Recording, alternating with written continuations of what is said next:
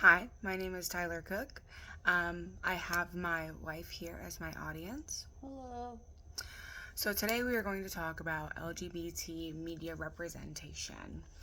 Um, when we were growing up, there were movies and shows such as Cinderella, all variations of it. She's All That, Zoe 101, Kim Possible, and Lizzie McGuire. Now, what did all these shows have in common? They all portrayed heterosexual lifestyle as the normal or default lifestyle. They showed two people of the opposite gender kissing, hugging, holding hands, or some other romantic gesture. As of lately, we as a society are slowly coming to realize that there is no default sexuality. While the majority of society is still struggling with the idea, there are still a large number of people who believe in being progressive. So, where is the representation of the LGBTQ community in all of this? I'm sure the majority of us are streaming services on Amazon, Hulu, Netflix, you name it, right? Well, did you know that according to the Where We Are on TV report in 2018, written in 2019, there were only a total of 112 LGBTQ characters across these streaming platforms, 75 regular characters and 37 recurring characters. While this is an increase from previous years, it only accounts for a small portion of the overall amount of characters across these streaming platforms. Now you may say, so what? At least there's some representation. Yes, there is some representation. But what is the quality of this representation? There are three stages of inclusive media representation: invisibility, imperfect representation, and fair representation. Invisibility being no representation at all. So, your typical rom-com with no visible queer person in sight. Imperfect being simplistic, stereotyping, ridiculing, queer baiting. This includes shows like The L Word, where they show unrealistic scenarios and heavily rely on negative stereotypes to fuel the show. And fair being multi-layered portrayal, positive models, complex and realistic characters, and diversity of roles. This includes shows like Foster's, Modern Family, Euphoria, that have queer characters, but that's not their entire personality.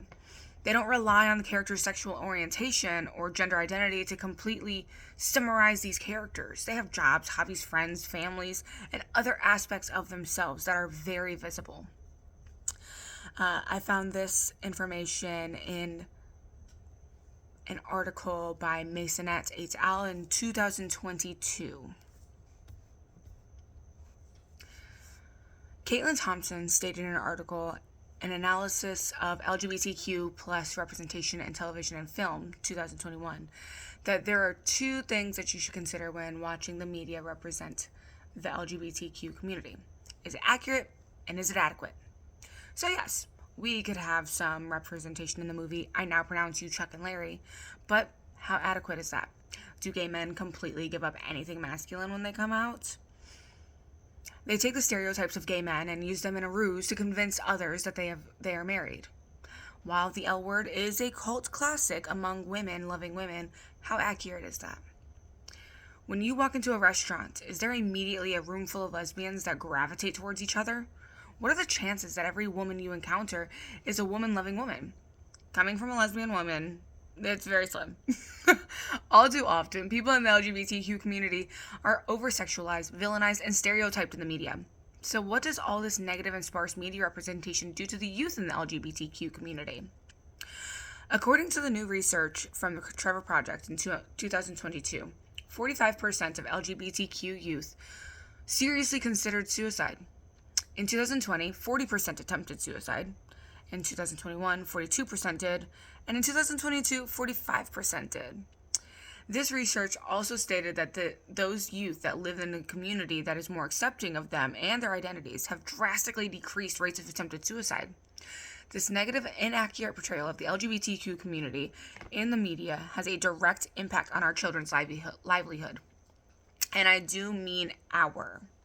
Any child has the possibility of being somewhere in the all-inclusive rainbow, whether their parents agree with it or not. Not only does the LGBTQ community have discrimination in the media, but they also have to deal with it in everyday life. like the Don't Say Gay bill preventing LGBTQ youth from speaking to people in a school setting about their sexual orientation, or the fact that there are still 35 states and 5 territories that allow the defense of gay panic in a court of law compared to 15 plus DC that have banned it. That was on a webpage called Gay and Trans Panic Defense Bans made in 2021. Now you know how imperfect the LGBTQ media representation has been, dangers to our LGBTQ youth, and reasons for my advocacy. So what's next? What can you do to make a difference? It's not like you can go out and make an original movie or show that positively represents the LGBTQ community, but I know what you can do. It does require a little bit of research, but I'm sure you can manage. Step 1. Google LGBTQ shows and movies. You can add whatever streaming service or channel you want to use at the end if you would like. Step 2. Choose a newer show or movie that seems interesting to you from the list you looked up. Step 3. Watch the movie or show. More viewers for shows increases popularity, funds, and exposure for these LGBTQ inclusive movies and shows. Therefore, watching these shows and movies will encourage filmmakers to make more. It's that simple. And then you can recommend all of these shows, even building even more of an audience for these shows. I can even help you make this step-by-step list even shorter. Here's a list of LGBTQ inclusive shows that can help you support the community. For kids shows, there's The Loud House, The Dragon Prince, She-Ra and the Princess of Power, Young Royals, Steven Universe, Adventure Time, The Owl House, Babysitter's Club, and The Mitchells vs. the Machines. For adults, there's shows like Shameless, The Fosters, Modern Family, Grace and Frankie, The L Word, Gen Q, and Euphoria.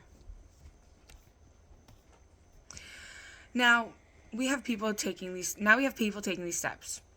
They're watching these shows and new ones that come out. These straight people are learning more positive and accurate information about the LGBTQ community. And the queer people are feeling seen, heard, and validated of their existence. The suicide rates go down. The anxiety and depression go down. This group of people are less fearful for their livelihoods.